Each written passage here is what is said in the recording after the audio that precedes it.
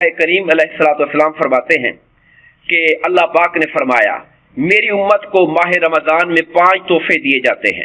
5 تحفے رمضان میں 5 تحفے ملتے ہیں۔ ذرا توجہ سے اس بات کو سماعت فرمائیے اور کوشش کریں کہ ذہن میں رہ جائے کہ ہم نے اللہ ہمیں کیا عطا فرمانے والا ہے اس ماہ رمضان میں۔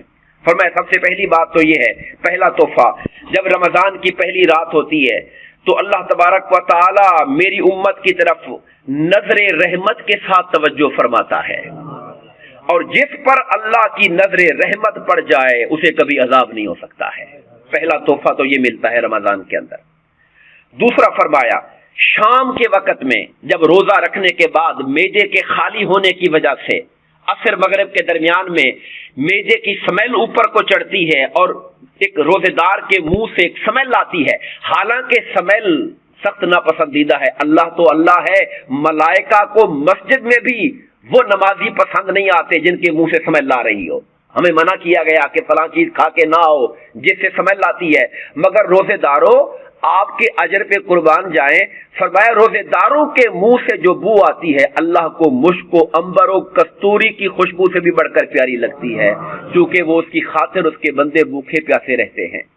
تو تیسرا تحفہ تو یہ ہے۔ اس کے بعد فرمایا کہ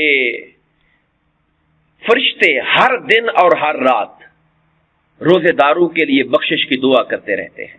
آپ اور میں تو جو کریں گے سو کریں گے، مگر میرے رب نے ملائکہ کے ذمہ لگا دیا ہے کہ میرے بندوں میں سے جو روزے دار ہیں ان کے لیے صبح و شام بخشش کی دعائیں کرو، اللہ کے فرشتے دعائیں کریں گے۔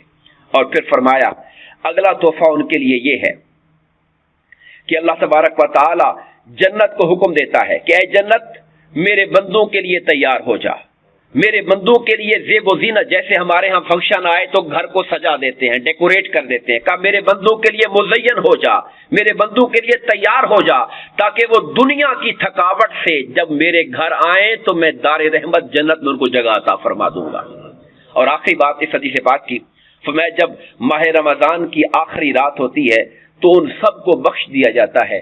تو صحابہ کرام میں سے کسی نے کہا یا رسول اللہ کیا آپ لیلۃ القدر کی بات کر رہے ہیں کہ لیلۃ القدر میں سب کی بخشش ہوتی ہے؟ فرمایا نہیں، جب کوئی مزدور اپنے کام سے فارغ ہوتا ہے تو اچھا مالک اسے پوری مزدوری دیتا ہے کہ نہیں دیتا؟ تو ہر روز بندہ جب روزے سے فارغ ہوتا ہے اللہ اس کی مغفرت کا اعلان فرما دیتا ہے، اس لیے کہ اس نے مزدوری کی، اور اللہ سے بڑھ کر مزدوری کا حق دینے والا کون ہے؟